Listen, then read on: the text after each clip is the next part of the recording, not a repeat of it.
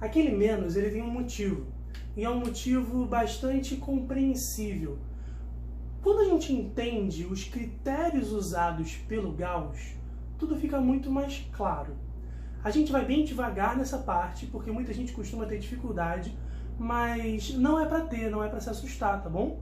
Os assuntos aqui são com critérios bastante específicos. Se você entende esses critérios, tudo começa a fazer mais sentido. Vamos lá?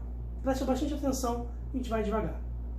O primeiro critério usado por Gauss para poder desenvolver o referencial que ele queria fazer para a determinação de imagens foi o seguinte. Se a imagem está à direita, ou seja, se ela está de cabeça para cima, o tamanho do I vai ser um tamanho positivo. Agora, se estiver de cabeça para baixo, né, se estiver invertido, a gente vai dizer que isso daí está negativo. Se está de cabeça para cima, positivo. Se está de cabeça para baixo, negativo. Concorda comigo que é um critério bastante compreensível? Bastante aceitável? Pois é. Esse foi o critério que ele usou. E muita gente se confunde, esquece, mas na verdade, galera, é para você entender qual foi o critério que ele usou. Se está de cabeça para cima, o tamanho do I, a imagem, é positiva. Se a imagem der um valor negativo, opa, então ela está invertida. Show de bola? A gente vai ver como é que isso aparece daqui a pouco nos exercícios. Segundo critério dele, olha só. Se os raios realmente se encontram, eu uso bastante isso com vocês, vou até sublinhar aqui, ó.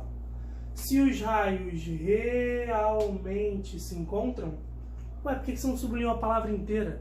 Porque quando eles realmente se encontram, a gente chama isso de imagem real, tá? Então, se os raios realmente se encontram, P' é maior do que zero, P' é positivo. Agora, se os raios não se encontram e é necessário prolongar os raios, galera, então o P' vai ter que ser negativo, P', tá? P'. O P' vai ter que ser negativo. Pensa comigo. Se os raios que deveriam se encontrar estão de fato se encontrando, está tudo acontecendo como esperado. Se está tudo acontecendo como esperado, então tudo certo, tudo positivo. Então, se os raios realmente se encontram, P' é positivo. Agora, se os raios não se encontram, se eu preciso prolongar, se eu preciso recorrer a um artifício para poder formar a minha imagem, se eles não estão fazendo o que era esperado, se é uma imagem virtual, o P' é negativo. Esse é o critério usado pelo Gauss. O Gauss desenvolveu o seu referencial baseado nessas duas coisas. E assim, não faz sentido tudo que ele escolheu como referencial? Tudo faz bastante sentido. Não tem nada que ele tirou da cartola, que ele inventou, que ele quis que fosse daquele jeito. Não, foram critérios bastante específicos. Se a imagem está de cabeça para cima, a imagem é positiva. Se a imagem está de cabeça para baixo, ou seja, invertida, ela então tem um I negativo. Se os raios realmente se encontram, P' é positivo. Se os raios não se encontram, o P' é negativo. Olha o exemplo da mão.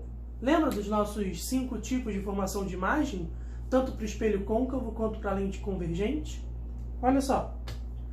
Quando o objeto está longe do centro ou longe do ângulo principal, a imagem formada é invertida, menor, e toda imagem invertida é real.